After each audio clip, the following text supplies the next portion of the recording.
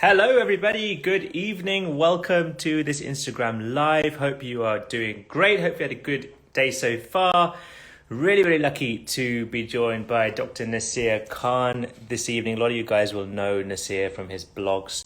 I'm just going to see if Naseer is here. Yes, he is. Thank you, guys, everybody who's joined so far. It's great to see some people joining in. Hi, Naseer. Hi, Aman. Good to How see are you you. doing? Good, thank you. How are Good you? to see you, my friend. It's been a long time. When did we last meet face to face? I think that was in July last year at that Yeah. conference. July last year. Wow, that is a long, long time. Thank you so much for joining us today. No problem. I'm It's my really, pleasure. really excited. I think we're gonna have a good chat about your journey and some of the things that you've learned along the way, successes, challenges, fears, anxieties, common things that I guess a lot of doctors have when they come to the UK from wherever they are in the world. So yeah, I'm really looking forward to get stuck in and find out about your journey Sure. and what you've learned and what we can teach other people. Because for Mm, those of you who don't know, there's not many people who don't know Nasir, but he helps a lot of IMG doctors from all across the world through social media, through blogs, and a variety of other ways as well, which we'll be finding out a little bit later on. But Nasir, let's get going. I think people are joining. We've got about 60 on now, which is fantastic, and hopefully that will grow. mm, So tell me, Nasir, currently sure. you're an ST1, GPST1 in Kettering. GPST2 in GPS, Kettering. oh, of course, GPS2, yes, time flies. GPS2 in Kettering, in East Midlands. So if you're in Kettering right now, please do say hello. If you know Nasir, by the way, please do say hello. If you work with him, please say hello as well. And there's a few comments coming in, which is great. Yeah. And we'll find out about Kettering in a short while. So take me back to the beginning, Nasir. When did you first decide to do medicine? Let's go right back. Were you a born medic or were you a made medic? So for as long as I can remember, I wanted to be a doctor from early childhood. So it's just one of those things that I knew right from the beginning. Okay. Any influence family wise? Do you have medics in the family, or was this something completely um, yourself? So two of my paternal uncles are doctors, and Okay. they were a strong influence. Okay. Great, great, great. So from pretty early on, if you weren't a medic, what would you have been? I really like law, so I think I would have been a lawyer. Okay, okay. So two very decent careers then. So no, nothing like a footballer or a cricketer, nothing like that. I absolutely love cricket and football, but it's a hobby. I don't think I was ever willing to work that hard to be a professional. Okay. I just saw that picture you put up today about you in your is an Yeah, Arsenal top, right? yeah, I'm an Arsenal fan. Oh, fantastic. Well, I'm a Tottenham fan, so that works. Nice. That works well. So so medicine from the beginning, which is amazing. And did you have to work hard to get into med school? Was it an easy road in, or was it one that you had to struggle to get into? It was hard. It was hard like anything else in life, but if you work hard, then it becomes easy. Yeah, absolutely. And when you say work hard, what did that mean? Did that mean doing lots and lots of hours, or was it, we talk a lot about smart working and efficient working. Like, can you remember back in the day, was it the hours that you put in that you think got you in, or was it smart and efficient work at that point? I think it was a bit of both. Okay, okay, which is good, and that's needed these days in modern day medicine. It's not just about doing the hours; it's about being smart, knowing where to look, etc. So it's good that it started off like that. So you wanted to do medicine for a while. What was your med school? Which college? So it was Baghai Medical University in Karachi. Okay, I'm sure I've seen that mentioned a lot across social media. Is that seems to be quite a big med college, right? Yeah. Yeah, fantastic. So, did you breeze through med school, or were there any bumpy bits? Was it a challenge, or were you straight through to the end? Straight through to the end, and I enjoyed it. I was posting about it on my Facebook today, which Yeah, got I a lot saw. of reactions. Um, so I really enjoyed my med school, and I passed all my finals in my first attempt. Uh, Okay. but it was not about studying all the time. I enjoyed my time as well in med school. Yeah, I've seen some posts that you've done about the balance that you felt you had back in med school, and I think that's a really important thing that you highlight because a lot of doctors, even as they go into their ST years in their training, it becomes very stressful, obviously, and exams get very stressful, and having that balance Mm. seems to be something that you had from back in the day. Yeah, I did. I think I struggle with it slightly now because there's a lot on my plate. But back in med school, it was a lot easier. Yeah, fair enough. And I guess maybe less at stake, maybe back then as well. Whereas now, as you go through your career, everything becomes a huge hurdle, isn't it? And if you don't pass one step, what do I do next? And all those things start to build up. But back then, I remember my med school days. I don't remember having any kind of anxieties about exams and things and work. But I guess that's just youth. When did you come out of med school? Remember when was it? January 2014. 14. Okay, so you're still you only just come out really 2000 2014. Okay, so medicine was something that you thought about for a long time. Med school didn't seem Hmm. too much of a challenge. Let's talk about the shift to UK because a lot of guys who are watching right now are either in that process of preparing for the UK exams. Was that something again that you had from the beginning, that thought or that plan, or was it something that kind of developed by default, I guess? So it's very interesting, and I don't know if I've shared this with you before. So throughout med school, I wanted to go to the US, and I was Ah, on and off trying to study for the USMLE. okay. And I always loved the UK, but I didn't know what the pathway was because I was an Arsenal fan. So I had interest in the UK, but I didn't know that there was an exam called PLAB or anything Okay. Yeah. until after graduation.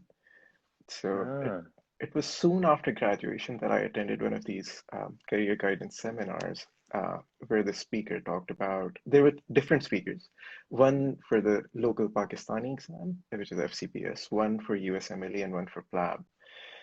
So the speaker for FCPS showed us how to do that. The speaker for USMLE um, gave the impression that it was a very difficult exam, and the impression he gave was that it's really difficult. I've done this, but I don't know if you guys can. And the guy who talked about PLAB said that, oh, if I can do it, then so can all of you. It's a very easy yeah. exam. Yeah. So I think not just me, the whole audience was convinced that they were going for PLAB. Wow. So, and you hadn't really thought about the UK before that talk. I Wow, didn't that's even amazing. know. Yeah. That's amazing. That's amazing. And these days, of course, I mean, this wasn't that long ago, but these days everything is out on social media, and I guess these kind of talks all happen virtually and through IG Live and stuff like that. But back then, so someone came to your med school and you had these three talks, and from then on, you made your mind, or was it still a bit of, well, should I do one or the other? Um, from then I made my mind. I was Okay. sure about PLAB from then on. Wow. So this was final year, you said. Soon after, finally, soon after So, passing out, okay. Okay. So you worked back home for a short period of time first? for a long period, 2 years. Okay. Okay. And that was while you were preparing for PLAB, I guess. So the first year was my internship, and I passed my IELTS and PLAB one during that time. After that, I applied for my visa. My visa got rejected, and then I struggled Wow. through that for a long time. Wow. So initially that there's the first barrier then. So you had a visa Mhm, rejection. And I mhm, guess that's probably something that you obviously didn't expect to happen. And it's a great example of you may have your plans, but who knows what's going to jump in the way and get in the way. So you mhm, had your visa rejection, and a lot of people would have given up probably and thought, well, it wasn't meant to be, and maybe mhm. it was I was supposed to go to US, but you pushed through that and had to go a different route or do something different. So I think that was the most difficult time for me throughout this journey because there came a time when everyone who had started their PLAB journey with me was already working in the UK now. Hmm. So I felt really demotivated, and that was a difficult time. Okay. But I think one person, I mean, apart from my parents and my family, one person who really helped me was Omar Alam. Yeah, And yeah, Amar, yeah. yeah, so I spoke to him many times, and he asked me if I was sure about the UK, and I said, yes, I am. So he said, then don't worry about anything else and keep pursuing this dream. And that's what I did. Wow, okay. So I didn't realize, I mean, everyone knows there's a two or three really helpful guys on the circuit, you, Omar. I didn't realize Omar actually was there before you, that means helping people a little bit before. So Umar and I passed our PLAB 1 together. So that's how I know Umar. Ah, okay. So you knew Omar even some from way back then. Was he at med school with you or no? No, so this is No. when both of us were studying for PLAB 1 and both of us were very active on the Facebook group. So that's how we Right, got to right, know right, each right, other. right. Wow, that's amazing. I didn't know that you guys went quite far back. So you got through your visa stuff, and you took PLAB obviously back home, I presume. PLAB PLAB, one. yeah, yeah, Yeah, back home. yeah, okay. And how did you find that? So people find this hard to believe, but I found it easier than med school class tests. I found it a very easy exam. And I guess that was because I studied for it for a long time. I studied for it for 8 months and I studied seriously. Yeah. Um, so that's why I found it easy. And I asked that on purpose because I read some of your blogs and I've seen that you've written that PLAB one is okay and don't worry about it. It's an easy exam. And yeah, and a lot of people, I guess with any exam, you get it, some people who find it really easy and some people who really struggle. And that could be because of the type of exam. Does it suit your learning style? Does it suit your question style? But it's great that you flew through PLAB one and then PLAB two. So for PLAB 2, it took a long time. I took my PLAB 1 in November 2014, and I took Uh-huh. my PLAB 2 in January 2017, so more than two Okay. years later. Wow. Um, I found PLAB 2 to be a very different kind of an exam. I had never taken an exam like this. But I'd spoken to a lot of people, and they told me that it's not a test of my knowledge, but it's a test of my approach, and that's how it was. And a lot of people had told me that I would find this exam easy, um, maybe because of the way that I talk. And Yeah. I did find it very easy. And I'm not saying that I didn't study for it. I studied really hard, Yeah. practiced really hard. But I found the exam easy and I passed with a good score. Good. Good. So this was in 2017. Mhm. And so this was after, so you passed Lab one, then you had to sort out the whole visa thing, and then come here, study prep, get through Lab two. And then when you got through Lab two, did you stay or did you then go back? I stayed for or I think 3 or 4 months more. Okay, okay. I think Yeah. it's probably around that time that we maybe first connected, I think. Maybe just Yes. pre-Plab 2 or post-Plab 2. I can't remember, but I remember Post. reading your blog, your post. I remember reading your blog and thinking, this guy is he's helping a lot of people. He knows what he's doing clearly. He's got a great style of writing. So I think I just dropped you a Facebook message, and that's how amazing this world is at the moment, isn't it? You just drop a message on Facebook, and I think we connected from there. Yeah, I still remember your message and I remember responding to it as well. And I remember writing Dr. Arora and you said, just call Yeah, me Aman. yeah, yeah, yeah. Um, And I remember, yeah. yeah, and that doesn't say that was 3 years ago. Wow, wow. And obviously we've met a couple of times since then, which we'll talk about as we go through. So you did a few months here, and was that doing attachments? Was that sort of exploring the system? Or was that just having fun? It's an interesting story. So I stayed with my brother because he had passed. I mean, he was working in the UK by then. We both took our PLAB one together. So after I was done with my PLAB 2 and I was waiting for my results, there's a break of 4 weeks or so before you get your results. And the original plan was to try and get a clinical attachment during that time, and I applied for it as well.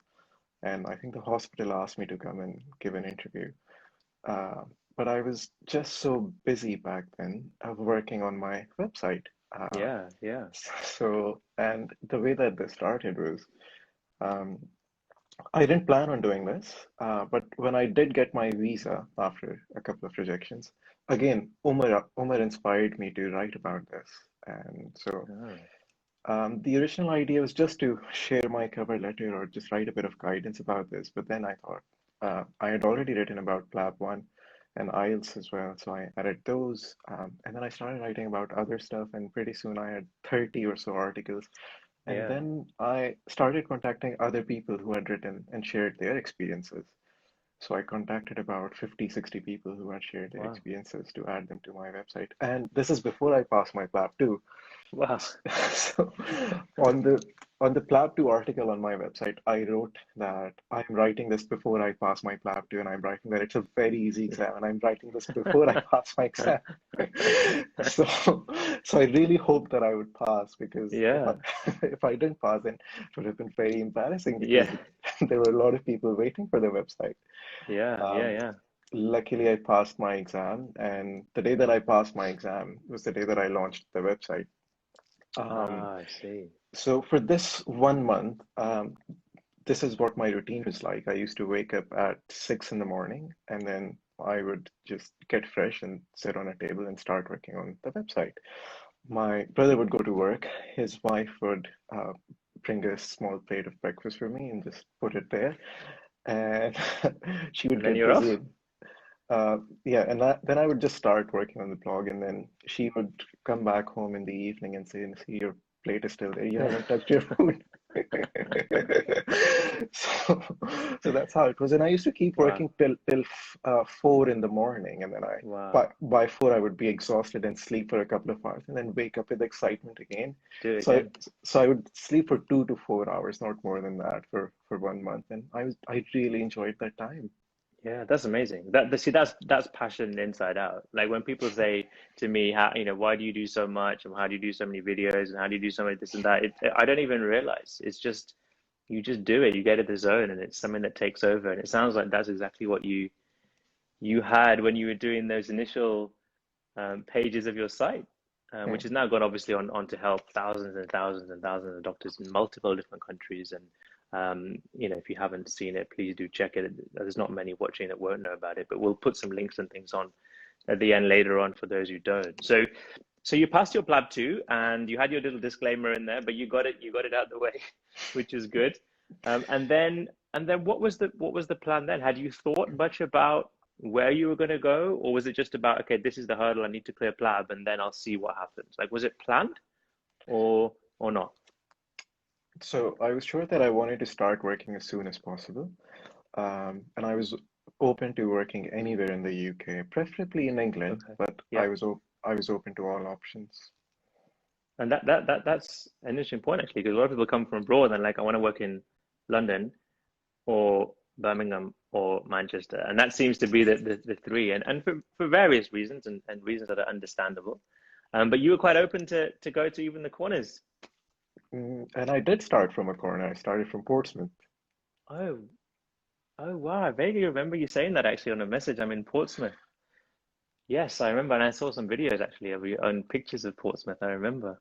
So how was that then? How was that experience? And when you, okay, let's go back to your first day then in Portsmouth. So what Mm. was the role that you started off with in Portsmouth?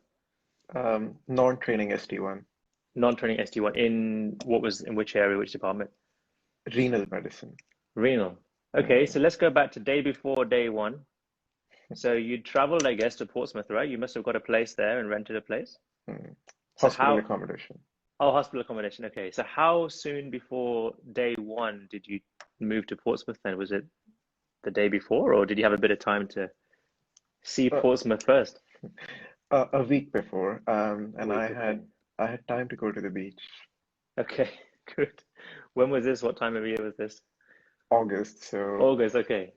So but worth going to the beach. it was still really, really cold Yeah, for yeah. me. Yeah. Yeah, no, fair enough. I can imagine. So you had about a week, and then how were you the night before, the first I day? I honestly don't remember, but I had enough friends to know what day one is like. I knew it would just be induction, Yeah. and so I was not stressed at all. Okay, that's good. That's good. Because a lot of people contact me saying I'm starting this week, and I've forgotten everything, and I don't know anything about the NHS, and these are real, Hmm. real stresses that people have. But it's Yeah. good that you went in with a calm, stress-free attitude, and you were induction was okay. Did it kind of answer everything that you needed answering? Uh, Induction was okay. I still feel that most hospital inductions don't help as much as they can, and I think inductions can be improved a lot, especially by involving junior doctors. And I think there's a big drive, isn't there, to do this, to Mm, try and improve inductions. And I mean, I think back to my induction, and this is going years back, and it was just a hello, here's your badge, and this is the emergency number and this is your team, and then off. Now, obviously, it's a lot more detailed than that, Yeah, and I think it's only yeah, going to go one way, hopefully, and get more and um, more in depth, I suppose. yeah. Or, like you said, run by people who have just been through the process maybe a year or two ago, because they understand the stresses and Mm, doubts that people have. mm. So you had your induction, and then you're into your first job. And how was your first job? It was stressful. I think apart from the visa troubles, I think this was the second most stressful time for me. Okay. Um, and honestly, there were times when I used to think that I've made a mistake by coming here. I mean, I had a very Wow. comfortable life back home in Karachi, and Yeah. did I actually do the right thing by coming here? So it was really stressful. And I think it was just because you're new in the system, you don't know how things are done. And you learn everything like how to do bloods, how to request bloods, how to request investigations, how to do referrals. So basically, day-to-day stuff of how things run. And you Mm, learn this on the job. mm. And how long do you think it was roughly before you felt, okay, I can stand up on my own now, and I kind of got my bearings right and I feel comfortable? 6 months. 6 months, wow. And Yeah. it was that same rotation, that same job for 6 months, or did you change? Same job, Same job for same 6 months. rotation. Okay, so when Yeah. you started that, you knew it was a 6 month Mm. job. Mm. Wow. So Mm. were you doing acute med on calls at that No, time? no, No. no, So no. this is purely ward stuff, renal ward. Mm. And so the stresses I get, and the medicine, I guess, is the bit that you feel most comfortable in by that point. It's all the other bits that you have to get used to and probably get stressed about. And colleagues at that point, helpful, approachable. So I think they were really helpful, really approachable, very supportive. So I think that was good. But still, me being an IMG felt like an outsider. So it was not Okay. because of my colleagues, it was because I myself thought of myself as an outsider. Right, right, right. And again, I think it took me 6 months to realize that I'm not an outsider, and there are a lot of other outsiders as well, and they feel that they're a part of the system. So it's I who need to change the way that I Mm. think. Okay, that's a really interesting point. Um, yes, you can hope for an environment that is as welcoming as possible, but it's your own mind as well, isn't it? And if that's Mm, fighting you constantly, then I guess that's the bit that needs to be overcome. So 6 months mm. roughly, you said it took to get to feel this is my place. Yeah. Yeah. And then so what happened after that 6 months then? Did you stay in Portsmouth or did you move on? So again, very interesting. So after 6 months, I changed this job and I moved to London, uh, where Rima, my wife, is working. So then I started working at King's. Oh wow, okay. So from Portsmouth to Kings. Yeah. Wow, big change. Portsmouth to London, big change itself. So was London always on the agenda? Like was that something that you were looking for to move to London, or was it something that just happened to come up at the right time? It's just something that happened. I didn't actually plan on it. I was open to working it. In fact, I was really happy in Portsmouth because it took Hmm. me 6 months and I got used to the system. I knew how things ran there. So Yeah. if I had a choice, I would have stayed there. Ah, okay. Uh, but so so like I said, 6 months to get used to the system, and then again, whenever you move to a new hospital, you feel like starting again from zero. Yeah. Uh, but I think it was a really good experience to work at King's. And what was the role there? And so you're doing in Kings. So initially, I started with so the job was acute medicine slash stroke. Okay. But I ended up working in a lot of different departments. So I started off with stroke and neurology for I think 2 months. Okay. And then I did a lot of other departments like acute medicine, general medicine, geriatrics, frailty, gastro, endocrinology, respiratory. Wow. So I did a lot of jobs. Yeah, that's a huge exposure, isn't it? Because you get to see pretty much Mm, how all the departments work, and no doubt that's going mm, to help you when you end up being a GP, and you'll probably mm, think back to some of those times. mm. Um, and all this time, were you still building your website? Were you still writing blogs, or did this take a pause? It never took a pause. At times it slowed down, Hmm. but I always kept working on it. Yeah, that's good. And there's not really been a major break, is there, since you started writing? That's right. Yeah, that's amazing. And hopefully it'll keep going for many, many, many more years. How many blogs are you up to now, roughly? I think it has about 250 articles. Yeah. Wow. Wow, wow, wow. So no wonder it helps so many people all over the world. So, okay, so you're now in London, Mm. different city altogether, working in different departments. Were you a born GP? Like, was that always the plan, or did you have this kind of doubt as to what am I going to apply for and when do I do it? So I think I was always a born GP, but I didn't know that. Um, Ah, okay. so I mentioned that two of my paternal uncles are doctors, and interestingly, they're both GPs as well. But back home in Pakistan and in the US, it's called family medicine. Hmm. So I never understood what family medicine actually was, because we don't have the same system in Pakistan, at least not like this. Hmm. So I never understood what family medicine was.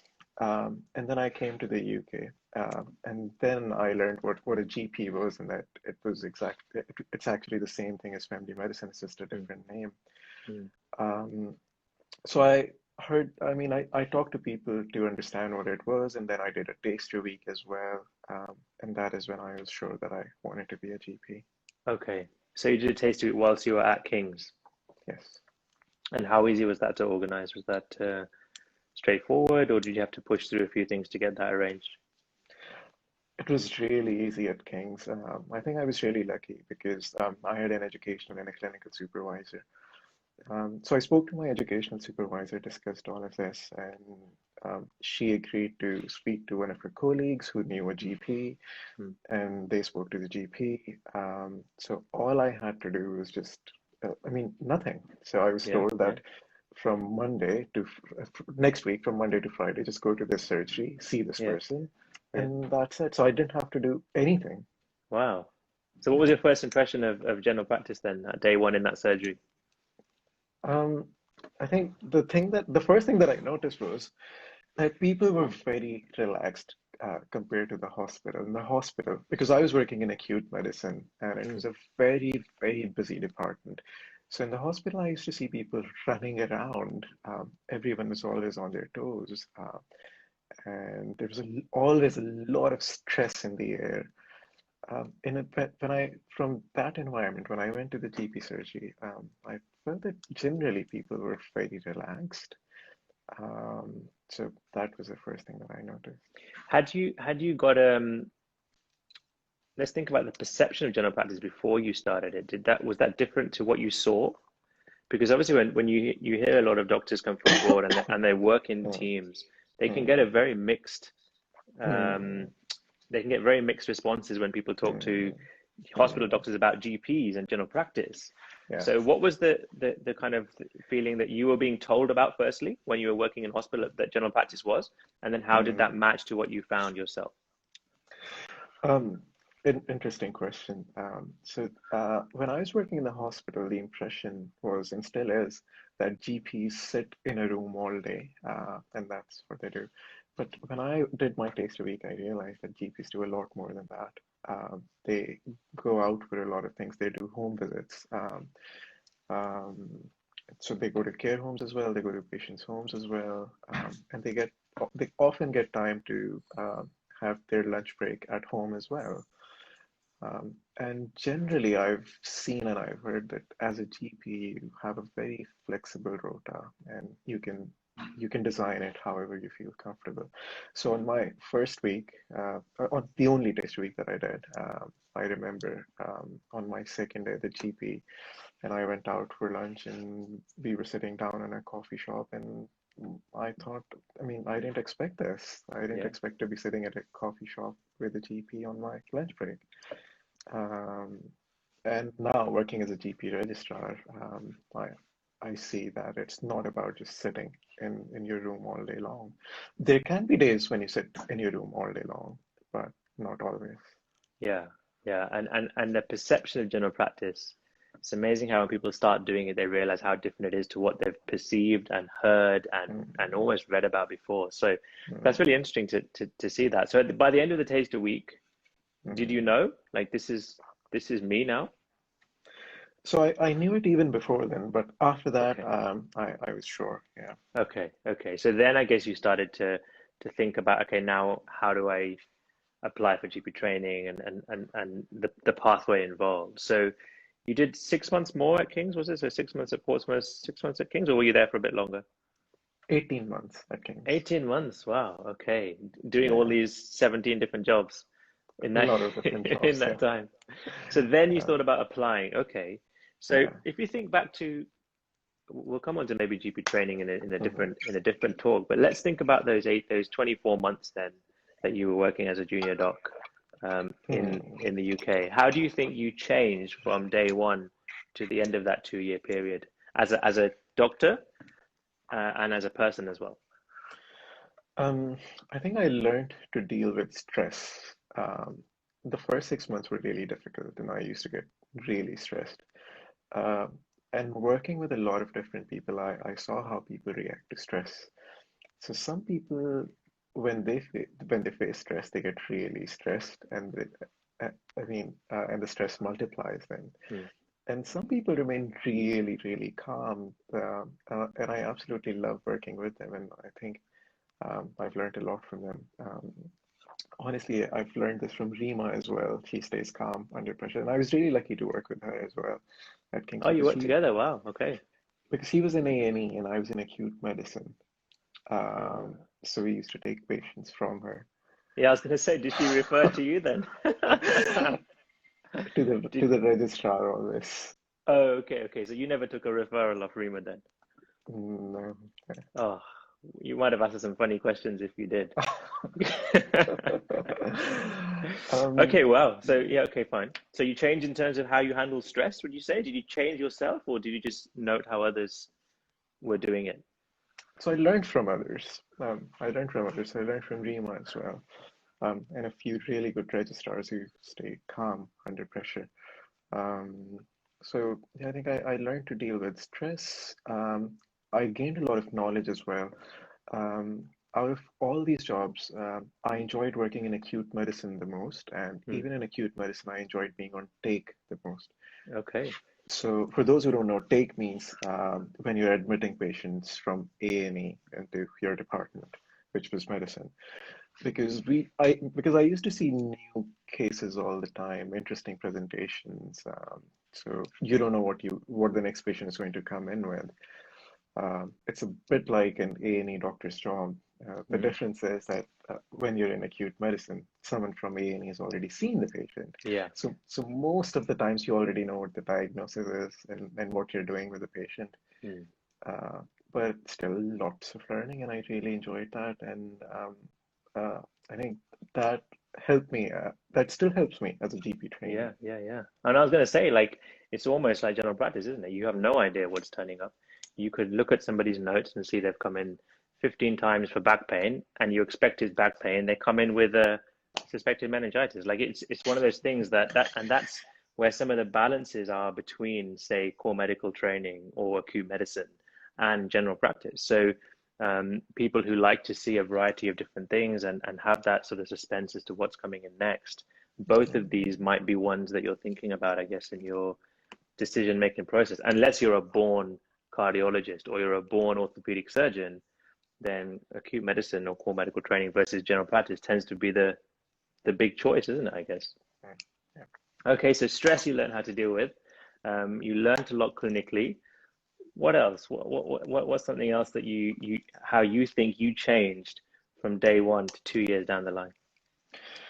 I think I learned to socialize with people as well, spend time with colleagues and work as a team. And I think that's really important. Yeah, yeah. I remember reading somewhere, I think it's on one of your blogs where you said that naturally you're an introverted person, which no one would know, when you see these interviews and things. But you always said that you were. So was that a bit of a challenge to not sort of turn around, but to work with when you talk about things like socializing and the environment that is developed in the UK working scene? It was and still is, because I'm still an introvert. I always was, and I guess I always will be. Um, So yes, it was really hard. It was hard to socialize. But there came a time when I ended up making a lot of friends. So when I was working at King's in acute, sorry, not in acute medicine, in medicine, we had about 100 SHOs. Mm, So that's a big number. yeah. And we used to work in teams. So in acute medicine, at any time, there used to be 7 or 8 different teams. Each team would have 3 or 4 people. And if you get stuck at anything, for example, if you're unable to do a lumbar puncture, you can just send a message on the WhatsApp group and someone will come and help you. Mm, Um, on Friday evening, everyone would go out together for drinks. Yeah, initially it was really difficult, but once I made friends, and I'm still friends with people who I work with at King's, so it was it was good. It was good to yeah. socialize. And having that core network is so important, isn't it? And a lot of people do come from abroad and they do feel isolated in their first few weeks, few months, and it can be a big step to develop those support networks, but they're so important for the days that it's stressful and the days that it's difficult and the days that you think, well, is it the right Hmm. decision? Yeah, Because there'll always be somebody else who's been through it, who's yeah. probably going through it at the same time as you. And that's really good to know that changed in those 2 years. Can you think of anything else? How else did Naseer change as a person? Mm, How was uh, confidence clinically? Did that change? that improved a lot again from being on take on acute medicine at King's. I think I've learned the most working there, and also working in A&E later on as a GP trainee. That helped a lot. Oh yeah, A&E is. I remember my A&E rotation. It was the most valuable 4 months I've ever done in my career. Full stop. I mean, the amount of stuff that you learn, you're forced to learn, Mm, isn't it? yeah. And therefore the confidence you build. Um, any failures? Any regrets along the way? Failures, yes. Regrets, no. So when I was applying for GP training, I passed the entry test in my fourth attempt. The first two Oh attempts, wow, I didn't know yeah. that. Yeah, so the first one, Call just coming in. Sorry. mm, so the first two attempts were not serious, so I went to the test without studying much. The third attempt was a serious one, but I didn't pass because I studied really hard for a few months, but for a couple of months before the exam, I didn't study much because Mm. the original plan for me was to start to work as a non-trainee for 2 years. So I just had that in my mind. That's why it keeps going pause. Sorry, Nasir. So yeah, Okay. so fourth time. Wow. Yeah. So, but Yeah. I like the line you said: failures but not regrets. That's an excellent way to Yeah. look at it. Yeah. So okay, so that's one. That's one. Any others? Or anything you would have Um, changed? Let's go. Anything you would have changed or done differently, maybe.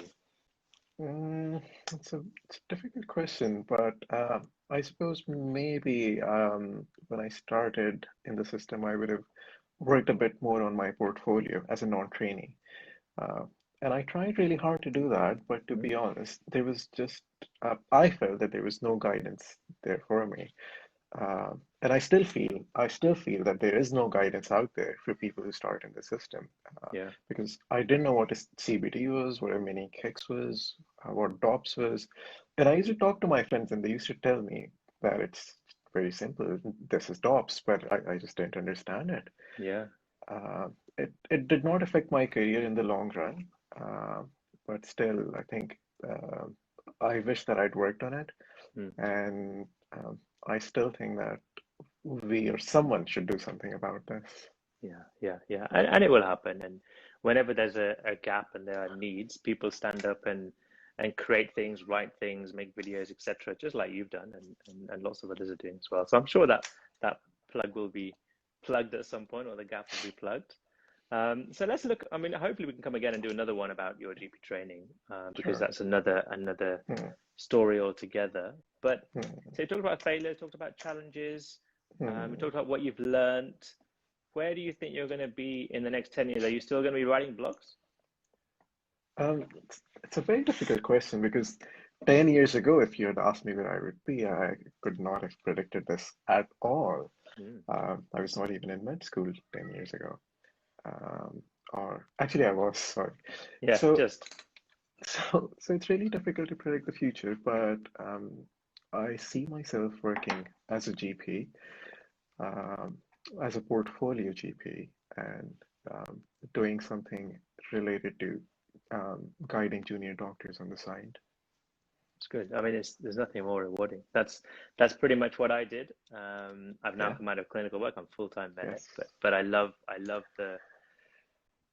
that zone. I love that whole scene of supporting people who come and are very stressed about a variety of things, exams and moving, Mm, etc., and then giving them some guidance. And you never mm, have the right answers, but you can never have all the right answers. But it's just that mm, support, isn't it? And I think that's something that people get a mm, lot from you, by reading your experiences, and because you're quite open in your own experiences, you don't hide things like the failures and the challenges. mm, mm, I think that really resonates with people because that honesty is something that people can really relate to. So I admire you for that. You know, the fact that you're not afraid to be the open canvas. You know, whereas a lot of people that write things do it as if, well, it was easy and there's no problems and I was fine and I didn't do any work and I just, that kind of approach, and people can see through that. So I really admire that about you. So I do hope you keep on writing, and I do hope you keep on supporting trainees and junior doctors because that's what you do amazingly well. Um, are you working tomorrow? Oh, it's Saturday. no, I'm not. You're off. So, General yeah, practice, no yeah, weekends. yeah. I'm just doing Monday to Thursday. Yeah, that's good. That's good. But Mm, I think this has been really useful. I think hopefully if people are watching, they've picked up a lot of ideas and just from your honest opinions. mm, Um, so I'm going to go back to the beginning then. So you said that you were a born medic. mm, You're a born GP, but you didn't realize it. mm, So if mm, somebody is sitting there thinking they're in a different country where probably primary care is mm, not so big, it's not so recognized, mm, what are mm, three benefits of general practice that you could tell somebody who's not really got any idea of what general practice is all about and who may mm, have heard lots of negative mm, thoughts about general practice? Three things. mm. So the thing that I love about general practice is that there's continuity of care. So you see the same patient every now and then, so you get to keep an eye on them and see what is going on. Which is something I really missed when I was in A&E, because in A&E you see patients and then they go to the wards and then you don't know what happened with them. You don't know if Yeah, your diagnosis was right or wrong.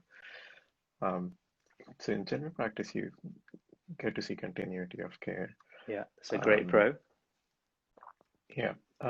Apart from that, what I like is I like the fact that you can design your own um, rota as well, so you can work as you feel comfortable. No weekends, no nights. So I like that as well. Yeah. Um, and I suppose the third thing is that you get to see everything in general practice. Uh, so you get to see medicine, surgery, gynae, peds, everything. Yeah, and that's a great final point. I mean, I always remember one clinic that I ran where I saw a baby. I saw a baby who was about 2 weeks old as my third patient of the day. And then my sixth patient of the day was that baby's great grandfather. And within three patients, I'd seen what the four generations of that family. And the baby was brought in by their I got called again. So That's okay. the baby was brought in by their parent, and the Hmm. great grandfather was brought in by their son. So I saw four generations in the period of Wow. those three, and that I'll always Wow. remember that clinic because you can make links that you can't really Hmm. do in many other facets of medicine. You know, knowing Hmm. about the family, knowing about the Hmm. whole background, the history, who lives with who, Hmm. who's got Yep. what, Yep. how it all ties in, what their health beliefs are. That really summed up for me why general practice was so good. So that point that you made was excellent. But I just want to say thanks, Naseer, because I think that's a really great conversation and picked up on a lot of areas that I often get asked about from international medical grads, and a lot of questions that people come to me with are hopefully answered through your own experiences, and hopefully it's given people an idea of your journey and where your trajectory came from. So just so people, if they don't know what, just let's go through the website so they can look you up and go through those blogs. It's just naseersjourney.com, is that right? Yeah, that's right.